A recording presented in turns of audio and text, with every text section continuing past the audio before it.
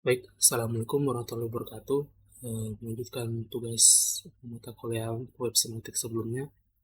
Pada video kali ini saya akan menjelaskan tentang di sini chapter 4, Just Enough RDF, atau yang artinya hanya dengan RDF ini sudah cukup.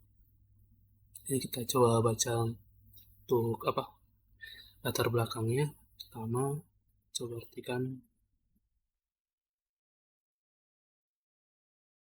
Di sini bahwa sebelumnya itu kita sudah paham tentang itu semantik, terus bagaimana kita dapat membangun sebuah triple store sederhana di platform kita. Terus ini kita akan diperkenalkan pada dunia format data dan standar semantik. Pada titik ini itu kita mungkin memiliki beberapa pertanyaan yang belum terjawab dari materi-materi sebelumnya. Ini ada beberapa pertanyaan. Yang pertama itu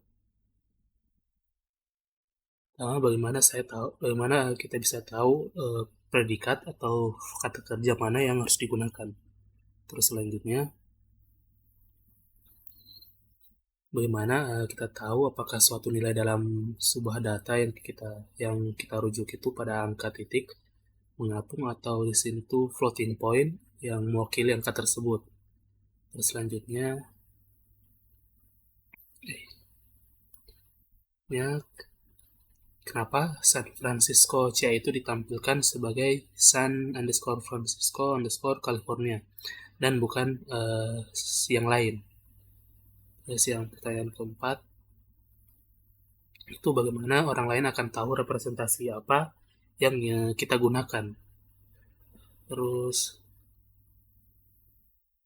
selanjutnya, terakhir itu pertanyaannya, apakah triple yang dipisahkan oleh koma merupakan cara terbaik untuk menyimpan dan membagikan data kita. Terus kemudian di sini dari pertanyaan-pertanyaan ini itu berkaitan dengan menjaga dan membagikan sekumpulan besar data semantik.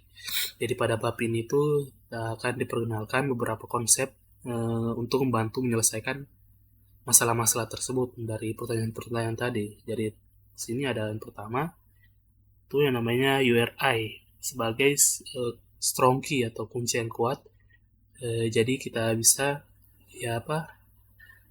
bisa yakin bahwa kita sedang membicarakan hal yang sama pada orang lain.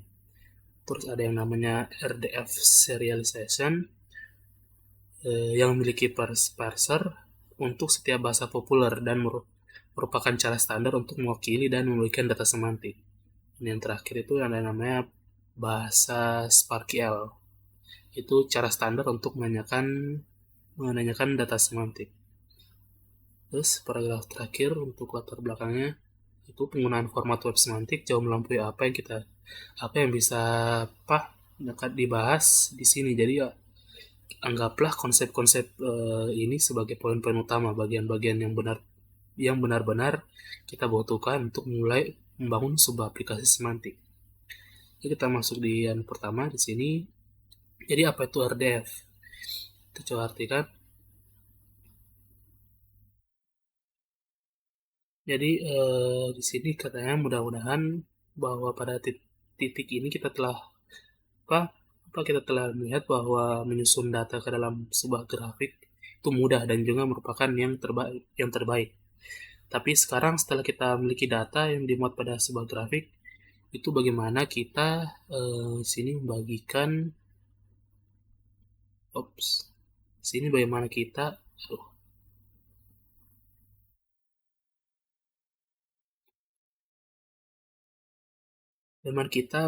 membagikannya dan membuatnya tersedia untuk orang lain. Nah, disinilah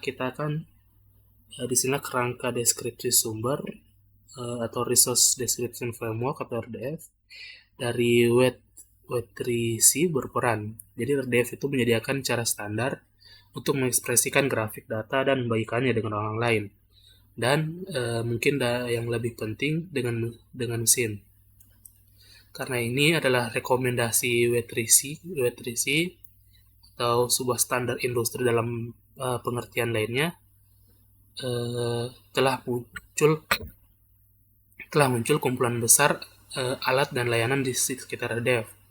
Pada bab kali ini tuh kita akan diperkenalkan cukup standar LDF untuk memungkinkan kita memanfaatkan alat ini sambil menghindari banyak kompleksitas. Jadi kita akan menggunakan sini library RDF-lib dari Python, tetapi mirip dengan variasi dalam API DOM.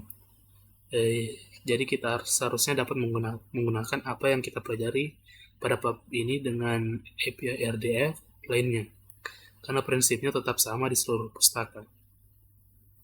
Terus graf selanjutnya, ini sejarah RDF itu dimulai pada tahun 1990 ketika tim Berners-Lee itu menulis sebuah proposal yang mengarah pada pengembangan World Wide Web atau WWW. Dalam proposal aslinya itu terdapat berbagai jenis tautan antar dokumen yang membuat sebuah hypertext itu lebih mudah dipahami secara otomatis oleh komputer. Tautan itu berpola, tautan tidak berpola tidak dimasukkan dalam spesifikasi HTML pertama. Tetapi ide-ide tersebut muncul kembali dalam Meta Content Framework atau MCF, yaitu sebuah sistem untuk mendeskripsikan metadata dan mengatur web yang dikembangkan oleh Ramanathan Guha. Saat ia berada di Apple dan Netscape pada akhir 1990-an. Dengan representasi XML yang dikembangkan bersama tim Ray, W3C ini mencari representasi metadata yang generik dan banyak ide dalam MCF. Berhasil masuk ke rekomendasi RDF W3C yang pertama pada tahun 1999. Jadi sejak saat itu standarnya itu telah direvisi dan perangkat lunak serta alat hari ini tuh mencerminkan perbaikan ini. Masuk pada RDF data model. Jadi RDF ini adalah sebuah bahasa yang mengekspresikan model data menggunakan pernyataan yang dinyatakan sebagai triple, sebagaimana kita pelajari pada materi sebelumnya. Yaitu dia sama seperti yang telah kita lihat di bab sebelumnya. Setiap pernyataan terdiri dari subjek, predikat, dan objek. Kemudian RDF itu menambahkan beberapa konsep penting yang membuat model-model ini menjadi jauh lebih tepat dan kuat. Penambahan ini memainkan peran penting dalam menghilangkan ambiguitas saat mentransmisikan data semantik antar mesin yang mungkin tidak memiliki pengetahuan lain tentang satu sama lain.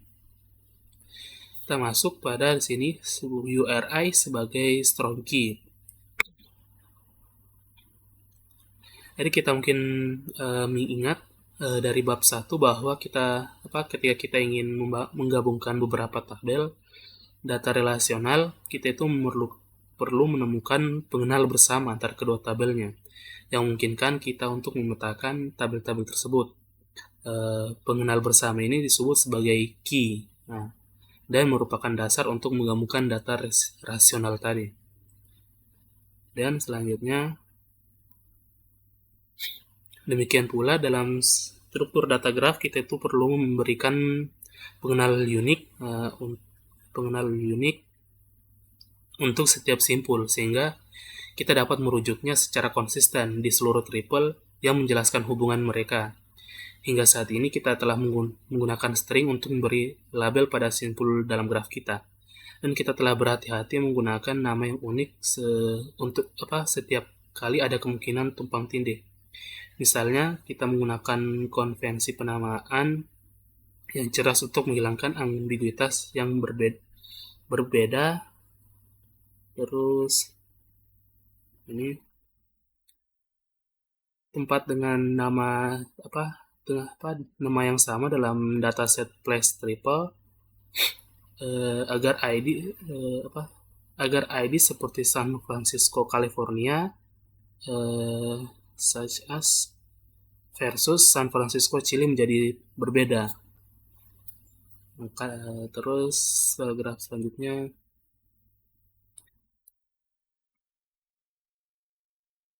sini tetapi untuk aplikasi yang lebih besar itu dan ketika kita mengordinasikan beberapa dataset bisa menjadi semakin sulit untuk menjamin pengenal yang unik dan konsisten untuk setiap node.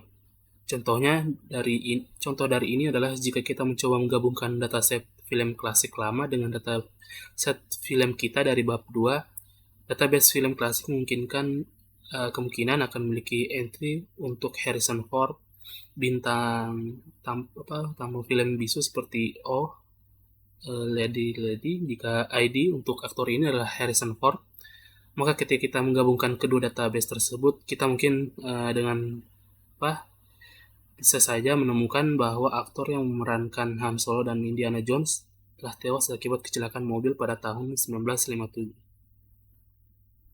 Terus, ini kita masuk resource atau apa maksudnya resource? Sumber daya. Paragraf pertama. Sini untuk menghindari jenis ambiguitas ini, RDF mengkonseptualisasikan apapun dan segalanya di alam semesta sebagai sumber daya.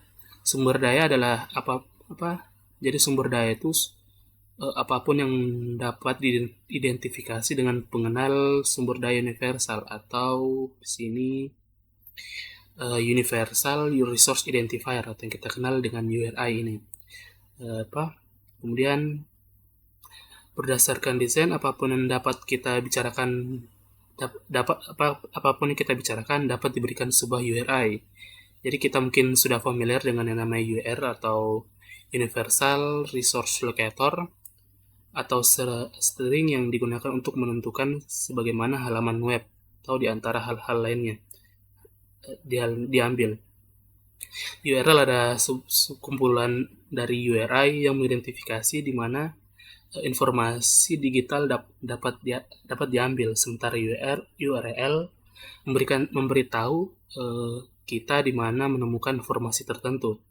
Mereka juga memberikan pengidentifikasi unik untuk informasi tersebut. URI itu lebih jauh mempergeneralisasi konsep ini dan menyatakan bahwa apapun baik kita dapat mengambilnya secara elektronik atau tidak, dapat diidentifikasi secara unik dengan cara yang serupa. Misalnya di sini pada gambar 41 ini kita bisa lihat diagram hubungan antara URI dengan URL. Jadi di sini URL itu sebenarnya bagian dari URI. Jadi kan ini URL itu locator, sedangkan URI itu identifier. Dari grafik ini kita bisa lihat bahwa semua URL itu bisa berupa URL, tapi semua URL itu merupakan URI, tapi semua URL belum tentu merupakan sebuah URL. Dia hanya untuk locator atau menunjukkan lokasi untuk beberapa URI saja. Jadi tidak semua bisa kita lihat locatornya atau lokasinya. Masuk paragraf selanjutnya.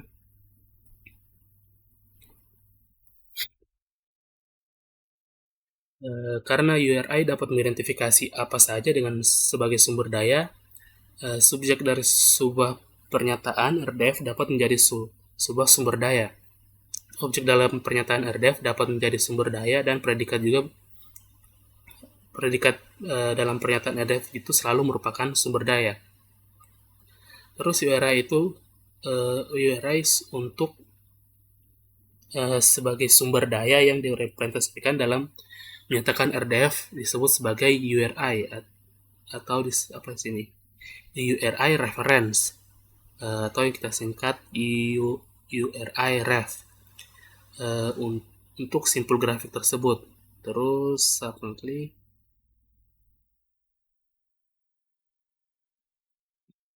dalam penggunaan frasa URI reference itu is easy to miss, mudah terlewatkan. Maksudnya sebuah simpul dalam grafik itu bukanlah hal yang diidentifikasi oleh URI, melainkan URI adalah pengidentifikasi untuk sesuatu yang sendiri diwakili sebagai simpul dalam grafik.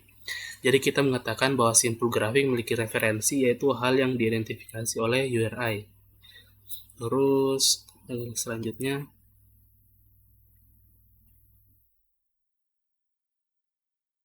panjang ini. Dan sini URI adalah cara yang berguna untuk mengidentifikasi kebutuhan akan arsitek data yang omniscient dengan memungkinkan organisasi terdistribusi untuk membuat nama untuk hal-hal yang mereka minati. Kita dapat menghindari masalah di mana dua kelompok memiliki nama yang sama untuk entitas yang berbeda.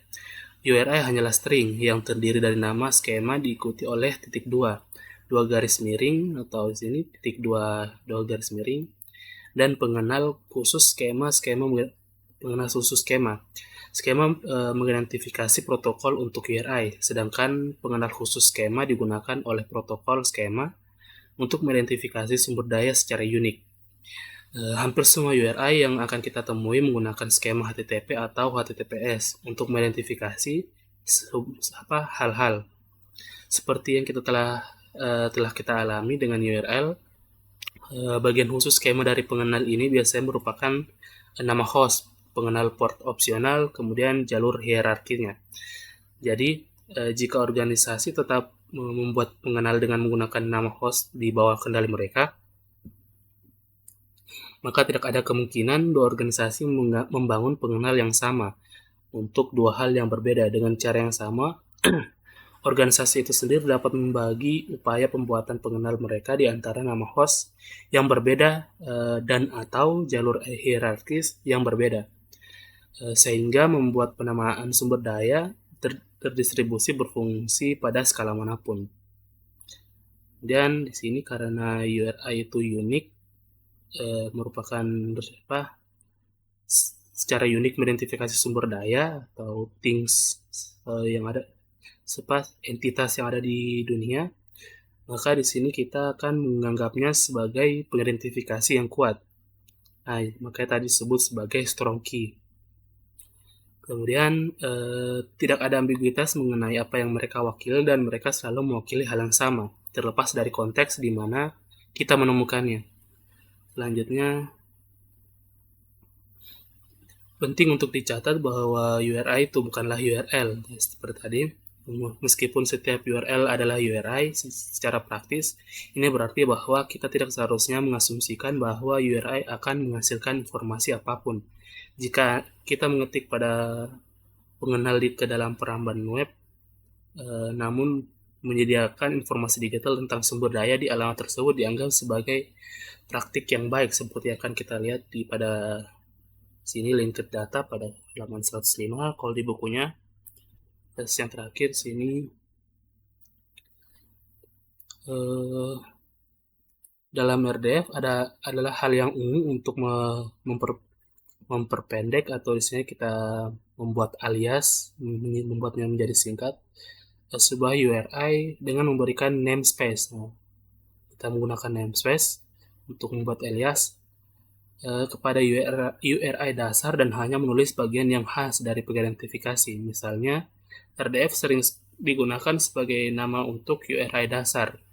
Di sini HTTP www.w3.org/1999/02/22 terus RDF sintaks ns pagar, yaitu memungkinkan predikat seperti yang tadi itu, yang misalnya kalau ditambahkan type di belakangnya itu dipersingkat menjadi RDF.2 type, menggunakan namespace RDF type untuk membuat alias dari URI yang panjang sekali ini. Nah, kemudian kita masuk yang namanya blank notes. Di sini, jadi kita mungkin telah memperhatikan bahwa tentang URI ref tadi dan sumber daya, kita itu berhati-hati dalam bahasa kita dan tidak mengatakan bahwa semua subjek RDF adalah sumber daya. Itu karena kita mungkin menemukan menghadapi sebuah situasi yang mana kita tuh tidak tahu URI dari hal yang ingin kita rujuk untuk di mana tidak ada peridentifikasi yang tersedia. Jadi kita tidak dalam posisi yang baik untuk membuat satu. Dalam kedua kasus, hanya karena kita tidak memiliki URI untuk sebuah item tersebut bukan berarti kita tidak dapat membicarakan atau membahasnya. Jadi untuk situasi seperti ini tuh digunakan menyediakan sebuah simpul anonim atau disebut blank notes tadi. Terus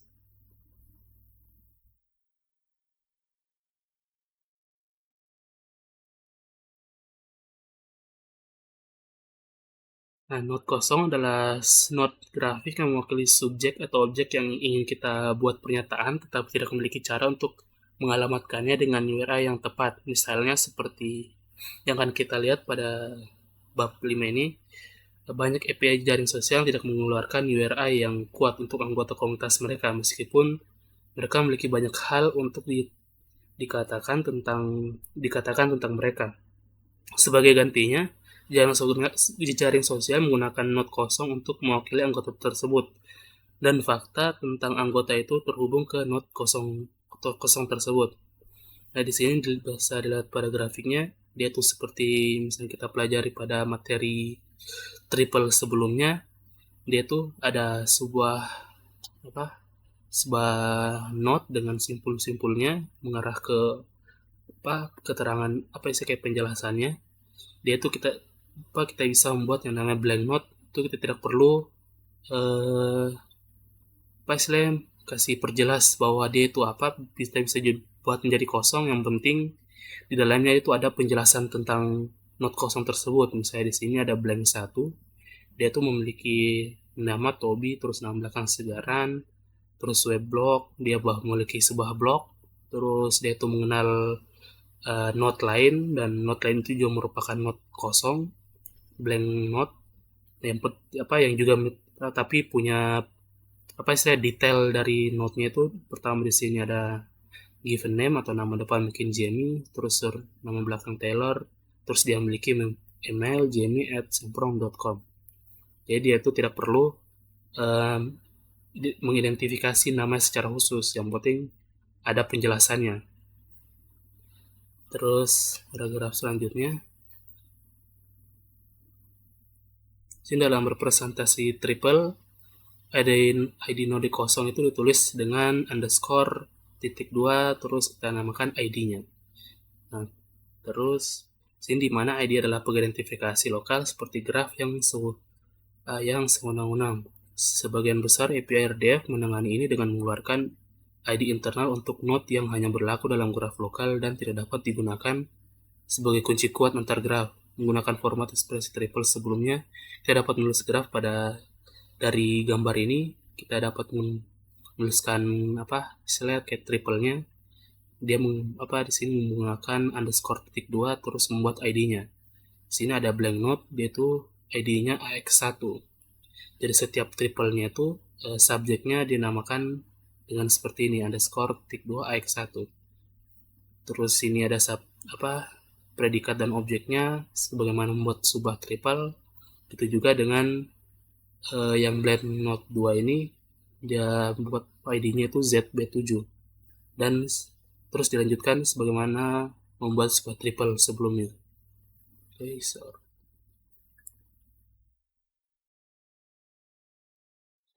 Nah, selanjutnya di sini paragraf selanjutnya.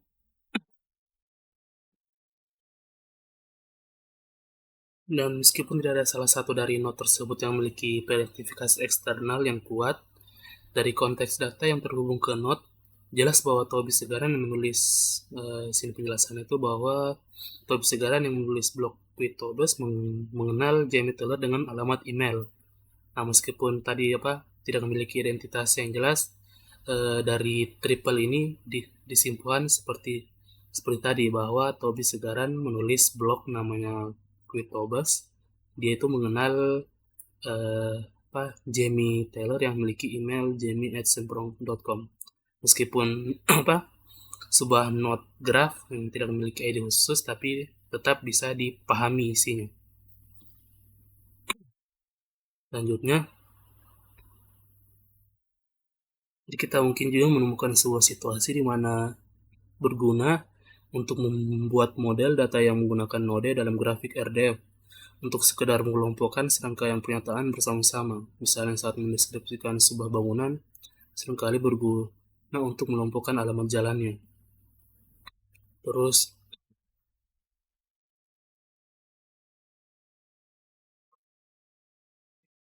sebuah kota madya, wilayah administrasi, dan kode pos sebagai satuan yang mewakili alamat pengiriman gedung. Untuk melakukan ini, kita perlu sebuah simpul graf yang mewakili konsep abstrak dari alamat gedung. Meskipun kita bisa menyediakan URI ref atau kita sebut saja URI ref untuk alamat pengiriman ini. Jadi kita hampir tidak pernah perlu merujuk pada sebuah pada simpul pengelompokan ini di luar konteks graf saat ini. Let's lihat sini gambarnya. Dia menggunakan sebuah blank note untuk mengalamatkan sebuah address. Untuk apa isinya? Mailing address untuk sebuah alamat pengiriman. Sini O'Reilly Headquarters bisa menggunakan sebuah note, terus isi datanya. Sini ada street address-nya, terus locally, admin division, dan kode posnya. Terus kita lanjut. Sini literal value atau nilai sesungguhnya. Jadi RDF itu menggunakan literal value ya, dengan cara yang sama seperti contoh graf sebelumnya untuk mengekspresikan nama, tanggal, dan jenis nilai lainnya tentang suatu subjek. Dalam RDF, nilai literal value dapat secara opsional memiliki bahasa, misalnya Inggris, Jepang, atau yang lainnya. Atau tipe misalnya bilangan bulat, boolean, atau string yang terkait dengannya. URI type dari spesifikasi skema XML umumnya digunakan untuk menunjukkan tipe literal. Misalnya di sini http://www.w3.org/2001/xml schema #int atau dibuat namespace-nya atau aliasnya xsd.2int untuk nilai bilangan bulat. Terus kode ISO 639 itu digunakan untuk menentukan bahasa, misalnya EN untuk bahasa Inggris atau JA untuk bahasa Jepang. Terus selanjutnya di sini RDF serialization format.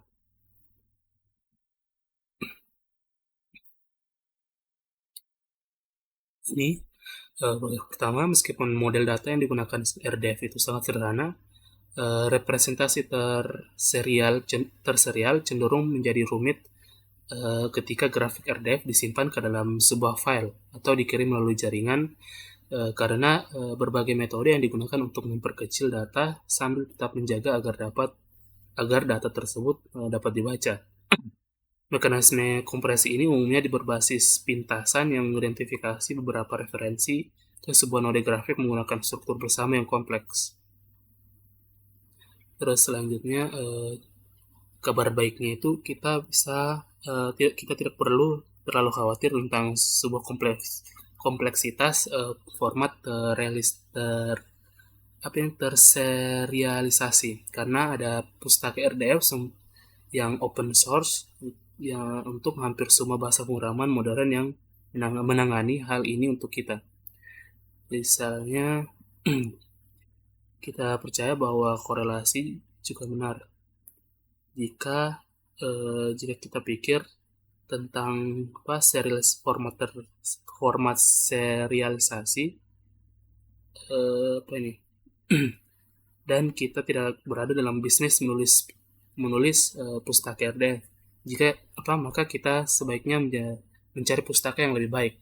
Oleh karena itu kita tidak akan membahas terlalu banyak detail, tetapi penting untuk memahami dasar-dasarnya sehingga kita dapat menggunakan format yang paling tepat untuk memperbaiki masalah outputnya.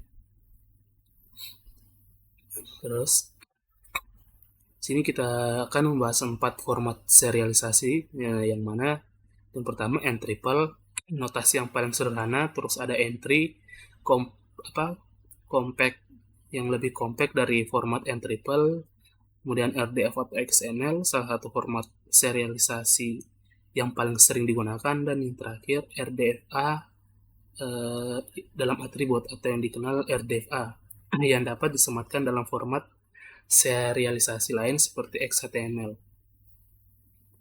Pertama sini dijelaskan dulu tentang a graph of friend. Terus ini untuk membandingkan berbagai format serialisasi, kita perlu membuat sebuah grafik sederhana yang dapat kita gunakan di seluruh contoh untuk mengamati bagaimana berbagai serialisasi menggabungkan hubungan. Untuk contohnya, eh, untuk grafik contoh ini kita akan memodelkan bagian kecil dari lingkaran sosial Toby secara khusus. Bagaimana dia mengenal penulis lain dari buku ini. Dalam grafik kita tidak hanya akan menyertakan informasi tentang orang-orang yang dikenal Toby, tapi kita juga akan menjelaskan hubungan lain yang dapat digunakan untuk mengidentifikasi Toby secara unik. Ini akan mencakup hal-hal seperti halaman utama blognya, alamat emailnya, minatnya, dan nama lain yang mungkin dia gunakan. Terus petunjuk-petunjuk tentang identitas Toby ini penting untuk membantu membedakan Toby yang kita bahas ini dan banyak Toby yang lainnya di luar sana. Misalnya nama manusia, karena kenapa nama manusia itu hampir tidak ada yang unik, tetapi dengan memberikan kumpulan atribut tentang orang tersebut, kita bisa menemukan individu yang kita maksud dan mendapatkan pas pengenal yang kuat atau yang kita sebut tadi URI yang bisa kita gunakan untuk interaksi di masa depan. Terus seperti yang mungkin telah kita ketahui, jaringan hubungan sosial yang dimiliki orang satu sama lain secara alami dapat direpresentasikan dalam bentuk grafik. Jadi mungkin bukan hal yang mengejutkan bahwa graf teman yang dapat dibaca mesin telah berkembang seiring dengan RDF, menjadikan graf sosial salah satu dataset RDF yang paling banyak tersedia di internet publik. Sering waktu, hubungan yang diekspresikan dalam graf sosial ini telah terakumulasi menjadi koleksi predikat yang dikenal, membentuk kosakata eksperimen yang dikenal sebagai di sini friend of a friend atau disingkat FOAF. Tersebut saja FOAF loh. Terus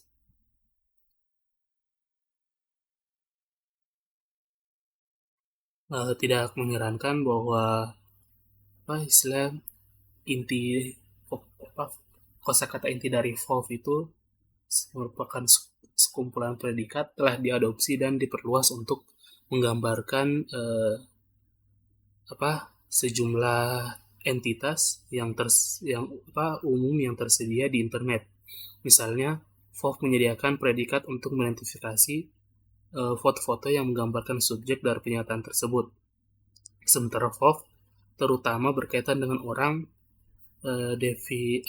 Definisi formal dari state FOAF itu di sini ada FOAF.2 depiction yang dapat digunakan untuk grafik yang menggambarkan sumber daya atau entitas di dunia. Terus nih sini pada gambar 44 ini kita bisa lihat FOAF grafik FOAF dari Toby tadi mewakili bagian kecil dari dunia sosial Toby yang akan kita perhatikan dalam beberapa contoh berikut. Dengan grafik ini dalam pikiran, mari kita lihat bagaimana pengetahuan ini dapat modifikasi menggunakan notasi yang berbeda. Di sini bisa dilihat Toby tadi ini merupakan URI-nya Toby tadi. Terus ini ada data-data tentang dia, Sina FOAF atau interest, dia terkait dengan ini semprot.com, labelnya semantic programming. Sini ada ini adalah kumpulan grafnya lah tentang sosial graf dari Toby tadi. Terus selanjutnya kita masuk yang pertama tadi untuk yang pertama N-triple.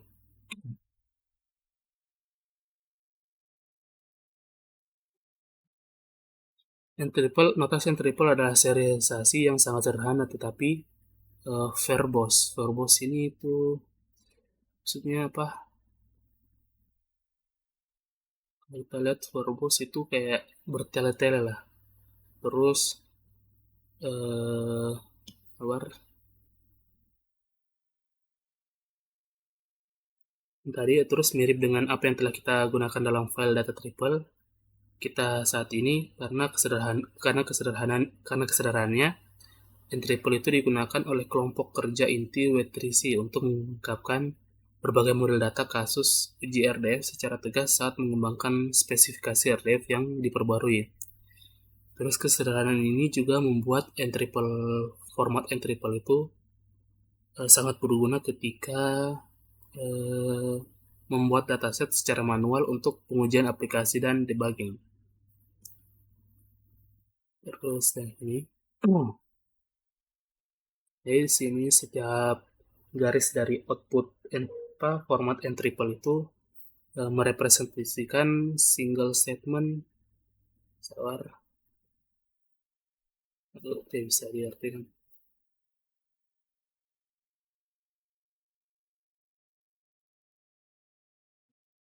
Keluar. Setiap baris output dari format n triple itu mewakili sebuah pernyataan tunggal terdiri dari subjek, predikat, dan objek. Diikuti dengan titik, kecuali untuk simpul kosong dan literal, subjek dan predikat dan objeknya itu diekspresikan sebagai URI absolut yang diapit dalam tanda sudut. Subjek dan objek yang memiliki simpul anonim diwakili sebagai ini underscore titik nama sebagaimana tadi yang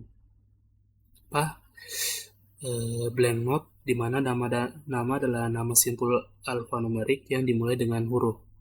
Literal object adalah string yang diberi tanda kutip ganda yang menggunakan backslash untuk melarikan diri dari tanda kutip ganda, tab, baris baru, dan karakter backslash itu sendiri.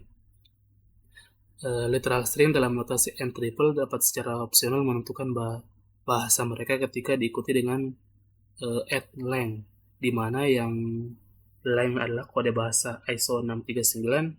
Terus literal juga dapat memberikan informasi tentang tipe data mereka ketika diikuti oleh sini tanda apa istilah ini, tanda petik type, tanda kutip type, di mana type umumnya merupakan tipe data XSD atau XML schema definition.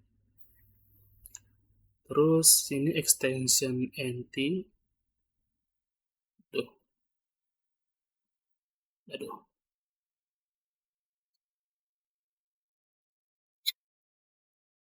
Ekstensi .nt ini biasanya digunakan ketika n triple disimpan dalam sebuah file.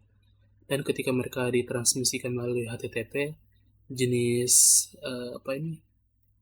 MIME type atau text plain digunakan. Format resmi n triple didokumentasikan di HTTP www.tr/rdf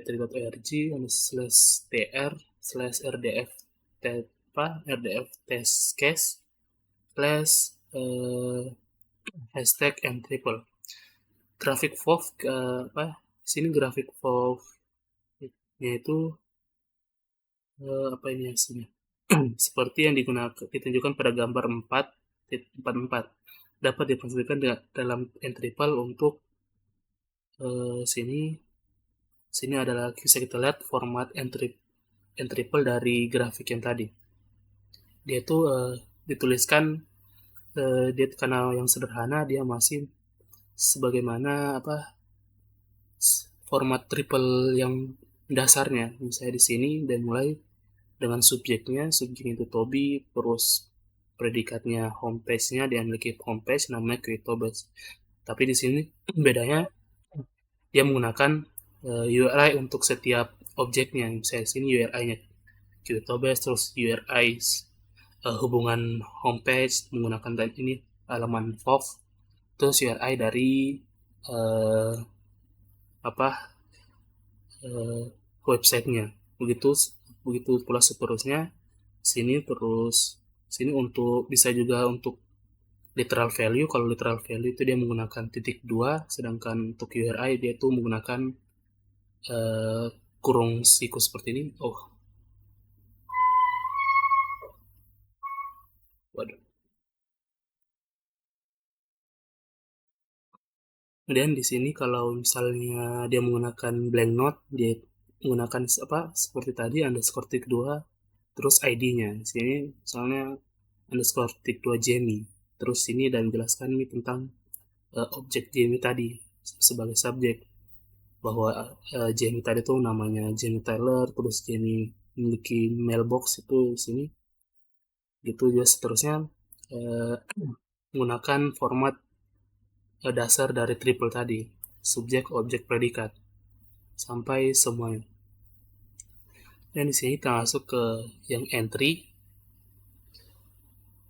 Kita coba slide. Meskipun entry secara konseptual sangat sederhana, kita mungkin telah perhatikan bahwa banyak sekali pengulangan dalam output. Nah, jadi di sini dijelaskan bahwa kekurangan dari entry tadi yaitu kita terlalu banyak mengulang semua dari awal. Misalnya sini subjek objek predikat kita sebut lagi berulang kali sampai beberapa baris ini banyak sekali. Terus informasi yang redundan tadi itu memerlukan waktu tambahan untuk ditransmisikan dan dianalisis. Meskipun bukan masalah ketika bekerja dengan sejumlah kecil data, informasi tambahan menjadi beban ketika bekerja dengan jumlah data yang besar. Dengan menambahkan beberapa struktur tambahan, entry memberatkan sebagian besar pengulangan dalam format entryple. Saya lihat bahwa entry itu akan menjadi solusi dari kekurangan yang ada pada format entryple. Kemudian sini paragraf selanjutnya, pada sebuah graf RDF, setiap koneksi antara node mewakili sebuah triple karena setiap node dapat berpartisipasi dalam banyak hubungan. Kita bisa secara signifikan mengurangi jumlah karakter yang digunakan dalam n triple tadi. Jika kita menggunakan simbol pendek atau untuk mewakili node yang berulang, kita bisa melangkah lebih jauh, sedangkan menyadari bahwa banyak URI yang digunakan untuk digunakan dalam model tertentu sering berasal dari URI yang berkaitan. Dengan cara yang sama seperti XML, menyediakan mekanisme ruang nama atau namespace untuk menghasilkan nama kualifikasi pendek atau sini key names dengan node entry memungkinkan kita untuk mengidentifikasi prefix URI dan mengidentifikasi URI entitas relatif terhadap satu set prefix yang dideklarasikan di awal dokumen. Misalnya di sini ada pernyataan tadi semperp http semperp people, di sini dilakukan prefix, udah buat sebuah alias untuk tadi inti. Misalnya ada sebuah URI sini semperp.com/people, itu dia buatkan aliasnya bahwa semperp. Nah, jadi dengan kita membuat prefix atau alias semperp ini, kita bisa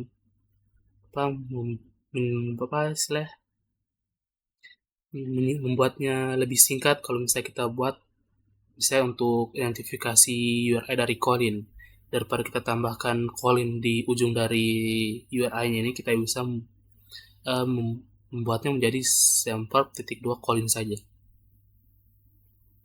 Terus selanjutnya,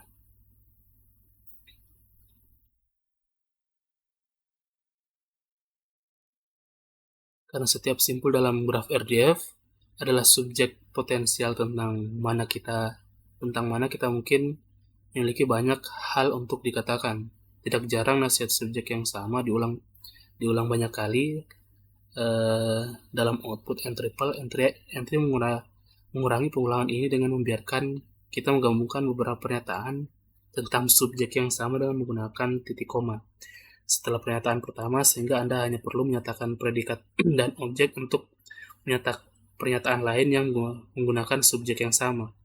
Pernyataan berikut mengatakan bahwa Colin mengenal Toby dan bahwa alamat email Colin adalah colinsemprot.com.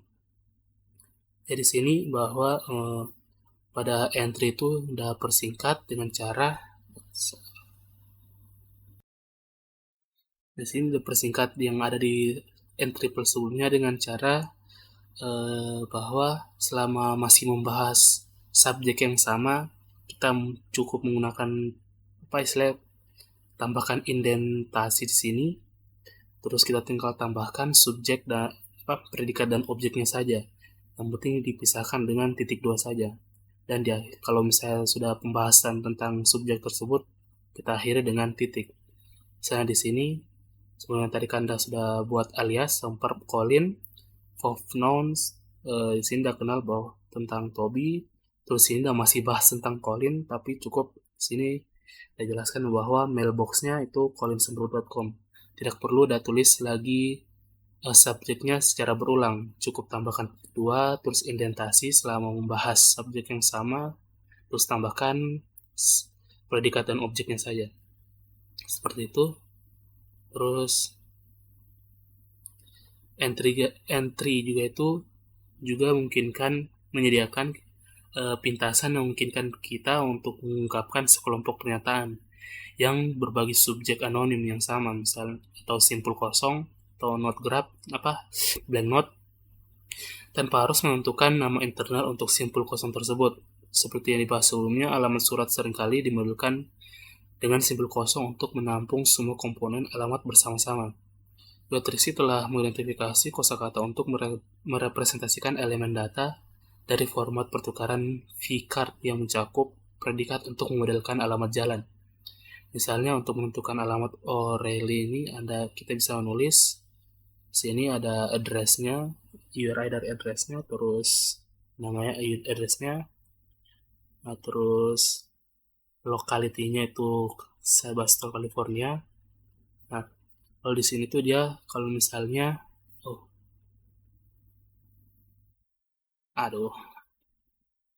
kalau tadi tuh dia di Jasmine PDF.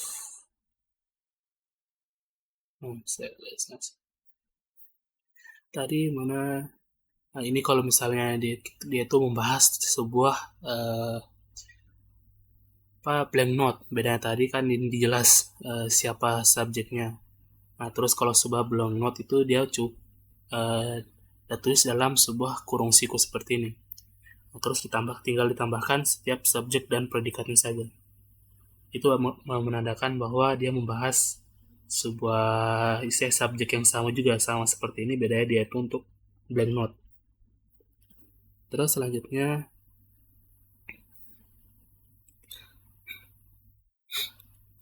itu perhatikan, karena penting untuk secara eksplisit menyatakan bahwa suatu entitas adalah jenis tertentu, entry memungkinkan kita menggunakan huruf A sebagai predikat untuk mewakili hubungan type. Terus type RDF yang diwakili oleh sini URI dari RDF type. Terus selanjutnya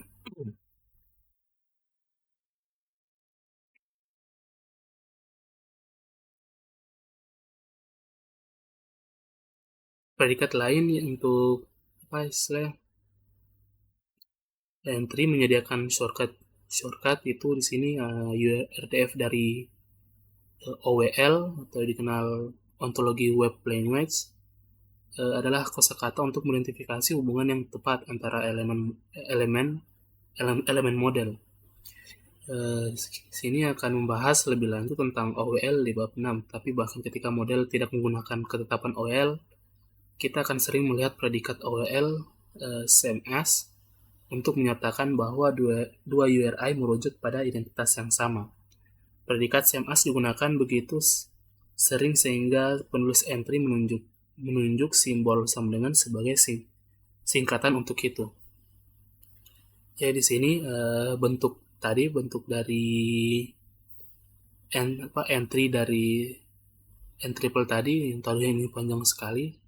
Sini dia persingkat. Pertama dia buat dulu prefix yang semua atau aliasnya. Fov itu ini RDF untuk itu setiap URI-nya udah buatkan singkatannya. Jadi di sini Tobes pada singkatnya tadi Toby sebagai Tobes, terus sebuah person, Terus sini langsung saja ada tambahkan subjek subjek lagi objek predikat objeknya saja.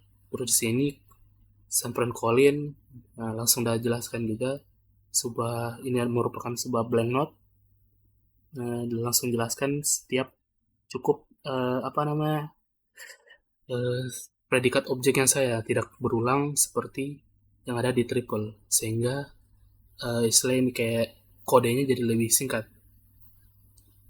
Selanjutnya masuk ke RDF atau XML.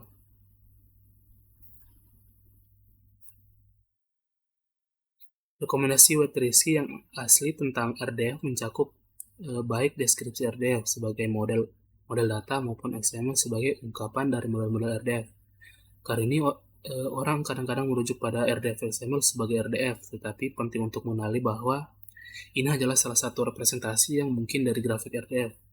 RDF XML kadang-kadang dikritik karena sulit dibaca karena semua struktur singkat yang disediakannya. Meskipun demikian, ini adalah salah satu format yang paling sering digunakan.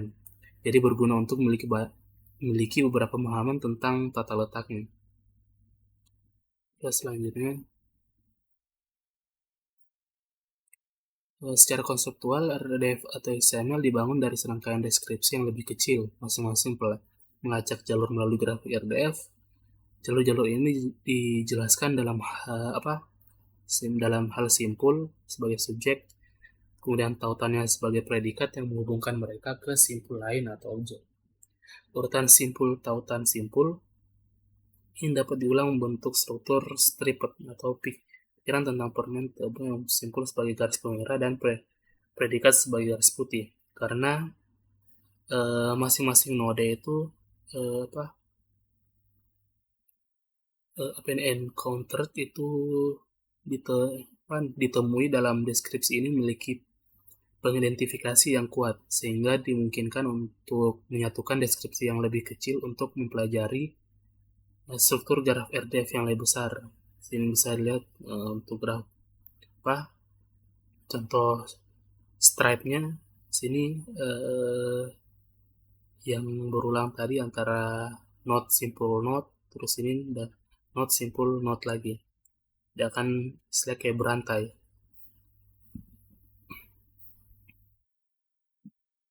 Terus selanjutnya,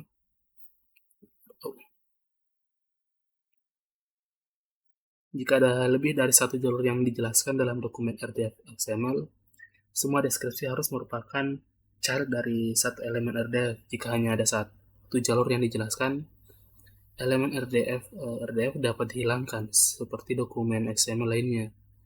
Elemen tingkat atas sering digunakan untuk mengidentifikasi namespace XML lain yang digunakan pada dokumen. Di sini ada RDF, XML, elemen RDF. Ini contoh URI-nya. Terus lanjut saja.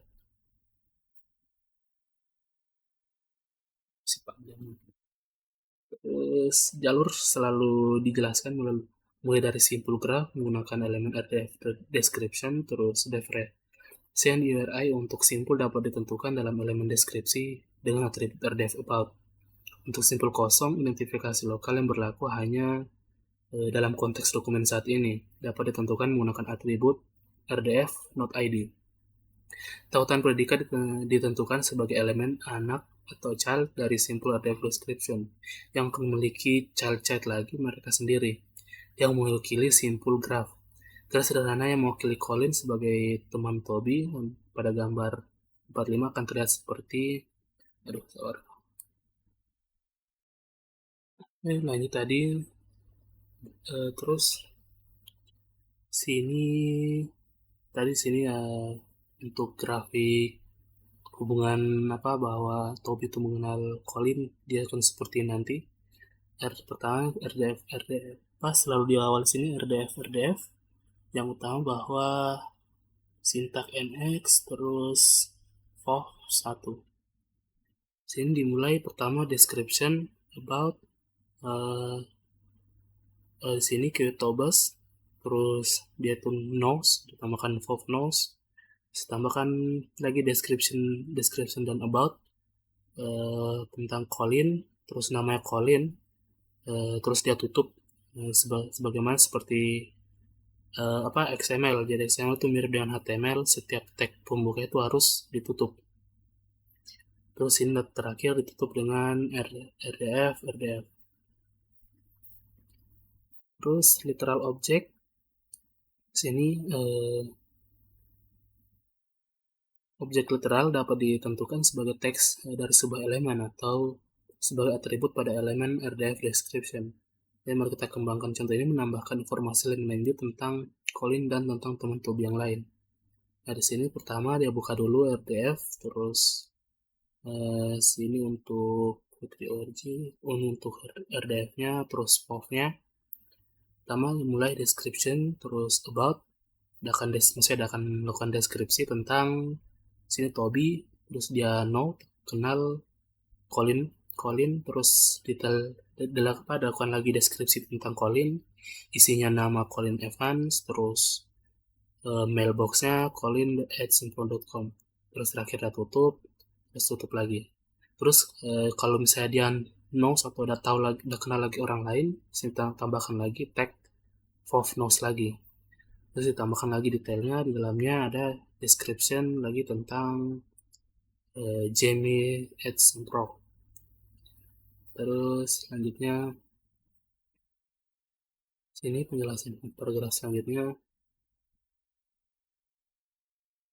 Sementara ini adalah deskripsi yang sangat wajar tentang hubungan Toby dengan Colin dan Jamie. Kita masih kehilangan informasi atau RDF tab yang menyatakan bahwa Toby, Colin, dan Jamie adalah orang. Seperti dalam serialisasi RDF lainnya yang telah kita lihat, RDF XML menyediakan cara singkat untuk menyatakan yang sangat umum ini. Untuk pernyataan yang sangat umum ini, memungkinkan kita untuk mengganti elemen RDF description dengan elemen yang mewakili RDF type untuk node tersebut. Jadi urutan elemen tersebut di sini akan jadi RDF description, terus dari yang awalnya description about, terus ini key tools, terus type-nya akan singkat jadi di sini of person, RDF about, HTTP, URI dari Toby-nya. Terus di sini ini akan menjadi bentuk RDF XML-nya nanti. Sini pertama udah mulai untuk bentuk RDF-nya, terus tambahkan ini mungkin sebagai namespace-nya atau aliasnya. Pertama FOV, itu merujuk pada URI-nya FOV, terus RDF, begitu juga RDF dan RDFS atau RDF skema ya. Pertama dia mulai udah buka FOV person, bahwa type dari dia akan menjelaskan tentang Toby. Terus di dalamnya adalah propertinya, dia memiliki nama Toby Segaran, homepage-nya, terus nick-nya, terus mailbox-nya. Terus ada resource-nya untuk mail to Toby Segaran. Di sini ada lagi data tentang Toby. Di sini dia interest, ditambahkan of interest. Dia tertarik di sini tertarik pada sebuah dokumen, type-nya dokumen. Terus dia itu tentang semprot.com. Terus ada lagi detail di dalamnya, labelnya semantic program. Terus dia tutup dokumen, tutup interest. Ditambahkan lagi data lagi tentang Toby. Di sini dia knows, mengetahui. Di sini pertama tipenya, terus tentang apa? Pertama tipe person, tentang Colin. Terus sini namanya Colin, itu Colin Evans. Terus mailboxnya colin@semprot.com. Terus dia mulai ditutup lagi, terus ditambahkan lagi kalau bisa ditutup lagi notes, terus ditambahkan lagi notes yang baru bahwa bisa ini untuk dia buat cabang baru atau simpul barunya. Sehingga seperti tadi diulang lagi for person, karena Jamie Taylor itu tadi blank note, jadi langsung saya for person, tiada URI-nya, terus langsung namanya Jamie Taylor, terus mailbox-nya, terus terakhir semua tag yang belum ditutup tadi ditutup lagi. Jadi itu tadi bentuk RDF atau XML-nya. Terakhir di sini untuk bentuk RDF-A-nya, RDF in attribute. Jadi penjelasannya, RDF-A bukanlah format serialisasi murni untuk RDF, melainkan cara untuk memberi anotasi halaman web HTML dengan data RDF. Ide di balik RDF adalah kita hanya perlu menerbitkan konten kita sekali. menggabungkan konten yang dapat dibaca manusia dan konten yang dapat dibaca mesin bersama-sama. Ini adalah filosofi yang mirip dengan microformats, itu merupakan pendekatan yang lebih sederhana dan lebih ad hoc atau untuk menambahkan anotasi semantik yang kaya ke konten XHTML. Terus selanjutnya, ini RDF menggunakan sekumpulan kecil atribut XML yang dikembangkan ke tag konten HTML yang ada untuk menentukan semantik di balik informasi yang ditampilkan. Atribut ini membuat makna semantik dari konten HTML yang ada menjadi jelas. Model pembahasan dasar adalah bahwa subjek dari triple adalah URI subjek yang diidentifikasi dalam elemen XHTML tingkat lebih tinggi dalam pohon DOM, dokumen objek modification, dan predikat serta objek dari sebuah pernyataan berada lebih rendah di pohon, terus child dari subjeknya. Terus kemudian sini alih-alih menggunakan URI untuk menggambarkan subjek, predikat, dan objeknya tadi, banyak atribut RDF menggunakan compact URIs atau queries. Apa itu? Banyak queries untuk mengurangi jumlah penandaan. Queries ini bekerja sama seperti nama kualifikasi XHTML. Sebenarnya itu keyname adalah subset dari queries. Jadi semua yang kita ketahui tentang keyname XML sama seperti bahwa Nick yang sebenarnya berarti tadi URI dari Nick berlaku untuk queries, namun queries sedikit lebih fleksibel dalam apa yang dapat terkandung dalam ekspresi prefix atau local part. Di sini keyname, konstruksi keyname melarang tanda garis miring dalam bagian lokal sehingga memerlukan deklarasi namespace HTML terpisah untuk setiap keyname yang menggunakan bagian berbeda dari hierarki jalur. Queries melonggarkan batasan ini, memungkinkan pernyataan seperti example call dan example place atau bar untuk menggunakan satu deklarasi XMLNS seperti ini http example urg farm untuk menghasilkan URI lengkap seperti http example urg farm call dan farm place barn dan masing-masing. Dari sini queries juga memungkinkan bagian lokal yang dimulai dengan angka. Ini berarti kita dapat mendefinisikan ruang namespace sebagai namespace-nya XLMNS Amazon ISBN sama dengan http Amazon exec abidos ASIN di sini, dan kita bisa refer mulai merujuk pada buku programming semantik web dengan ISBN yang menggunakan query sini Amazon .2.0596153. Terus query sangat berguna ketika kita bekerja dengan predikat karena kita dapat membentuk satu deklarasi XMLNS untuk setiap kosakata yang kita gunakan dengan cara membangun query untuk properti apapun dalam kosakata tersebut. Namun mereka bisa menjadi frustasi ketika kita ingin berbicara tentang berbagai subjek atau objek, karena kita harus membuat deklarasi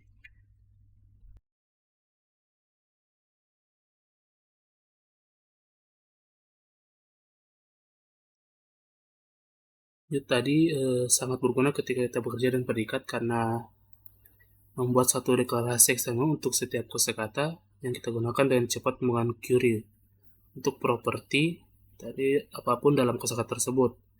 Namun mereka bisa menjadi frustasi ketika kita berbicara tentang berbagai subjek atau objek, karena kita harus membuat deklarasi XLMNS untuk setiap URI dasar yang unik. Untuk mengatasi masalah ini, RDF memungkinkan Anda menggunakan URI penuh untuk beberapa atribut subjek dan objek. Tetapi karena URI penuh menggunakan .2 untuk memisahkan skema protokol dari berbagai hierarkis URI, parser bisa kebingungan ketika mereka melihat http .2. Apakah Anda bermaksud HTTP itu seperti dalam http example.org/call, atau apakah Anda sedang menulis query di mana HTTP adalah prefix untuk beberapa namespace. Terus ini untuk menghindari kebingungan dari RDFA mendefinisikan query, tadi save query, yang menjelaskan kapan pernyataan yang dipisahkan dengan titik 2 digunakan sebagai query dibandingkan sebagai pennotifikasi protokol dalam URI. Untuk membangun save query tadi, cukup letakkan query dalam tanda kurung siku seperti ini. Jadi untuk dihindari, jangan sampai kita menggunakan HTTP sebagai nama query-nya tadi, kan akan bikin nama query-nya terus titik 2. Kalau misalnya kita tulis HTTP titik 2, dan sampai dikenali sebagai sebuah seperti URL tadi menggunakan HTTP di awalnya. Jadi kita amankan menggunakan titik siku, kurung siku tadi. Terus mari kita lihat daftar atribut yang digunakan oleh RDFA mengumpulkan berdasarkan bagian dari kelihatan RDF yang mereka nyatakan. Dan di sini ada atribut set dari RDF subject, dan di sini about adalah URI atau save query yang digunakan sebagai subjek dalam triple RDF secara default.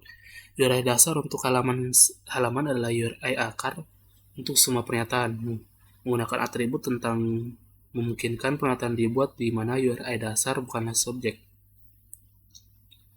Terus ada atribut untuk predikat, di sini rel, query operating relationship to resource, untuk hubungan antara dua resource. Terus property untuk di sini hubungan antara resource dengan literal, nilai aslinya. Terus ref itu untuk reverse relationship, hubungan terbalik antara dua sumber daya. Terus di sini ada atribut untuk content, itu sebuah string yang merepresentasikan nilai literal dari sebuah objek RDF. Terus ref untuk bahwa untuk expressing sebuah RDF object inline clickable itu bisa diklik. Terus src dia itu sama seperti, tapi dia embedded item itu bisa kayak di dalamnya ada sebuah item tertanam inline, sebuah item yang tertanam ada item di dalamnya. Terus resource yaitu URI atau save query yang ekspresi mengungkapkan sebuah RDF objek ketika objek itu tidak muncul pada speknya. Terus RDF juga provide special attribute, memiliki special attribute. Di sini ada data type untuk tipe dari sebuah literal, terus type of untuk tipe untuk sebuah objek. Terus ini selanjutnya penting untuk dicatat bahwa atribut yang kita gunakan untuk menetapkan predikat tergantung pada jenis objek dengan pernyataan ref. Jika objek adalah literal, maka predikat ditentukan dengan atribut property. Namun jika objek adalah sumber daya atau resource, atribut rel atau ref digunakan karena XHTML adalah markup untuk menghasilkan tampilan yang dapat dibaca manusia. Mungkin tidak nyaman untuk menampilkan data dalam urutan subjek, predikat, objek dari pernyataan RDF.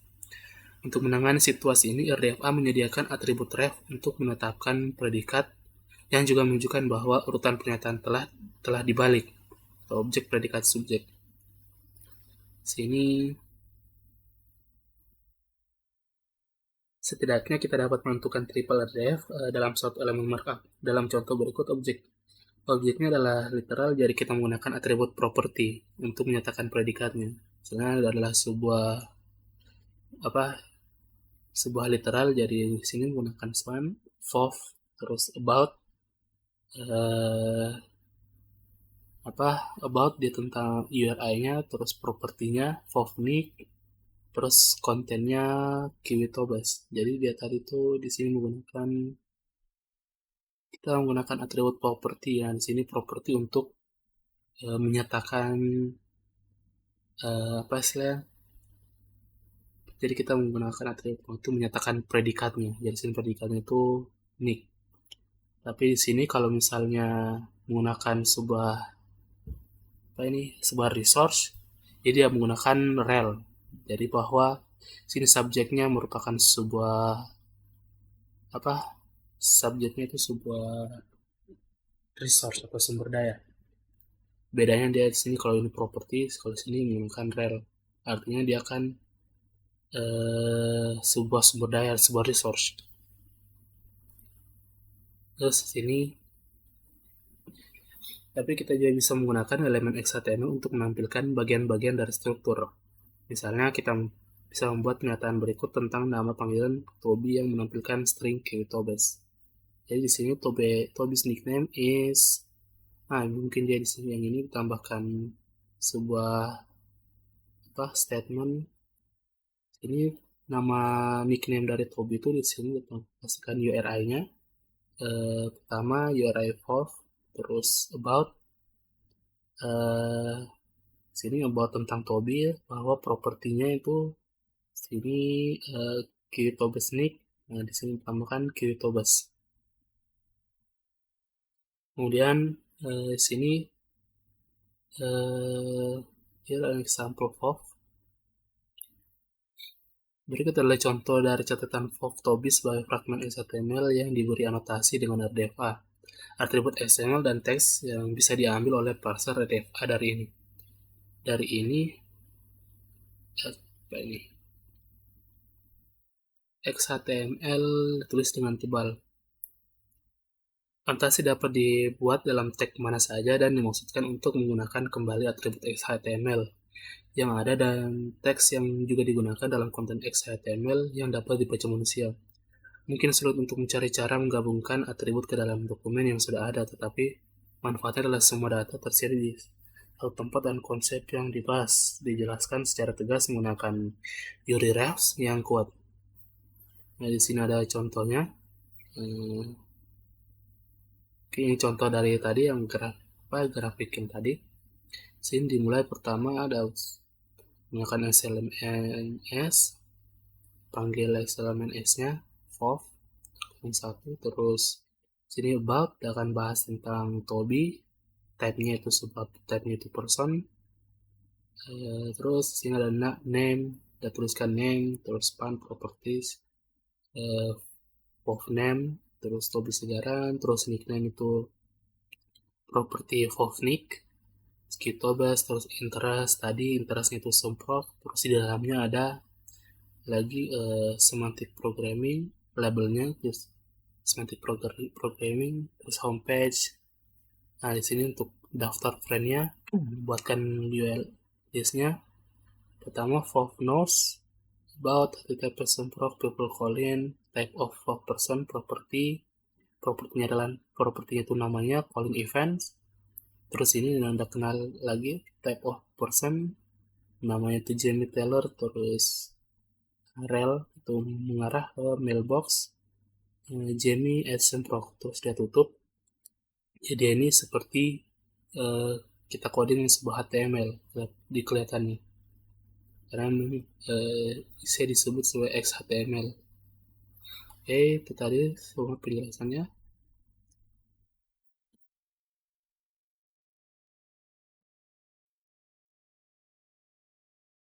Karena XHTML dirancang untuk dapat diperluas dan memungkinkan penambahan atribut baru pada elemen markup, RFA ditentukan sebagai anotasi pada XHTML. Dalam praktiknya, RFA bekerja dengan sangat baik pada HTML, meskipun markup tersebut tidak akan validasi terhadap HTML5.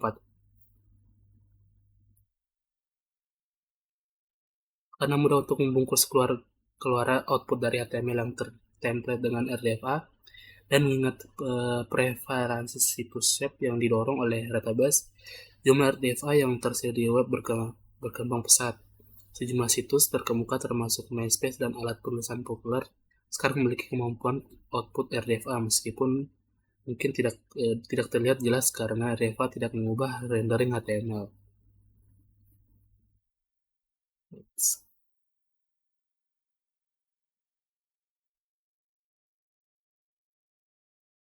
Dalam bab selanjutnya kita akan menunjukkan bagaimana Yahoo mengambil data semantik dari situs menggunakan RDFA untuk meningkatkan pencarian, dan kita akan meninjau kembali RDFA OSINT untuk penutupan materinya.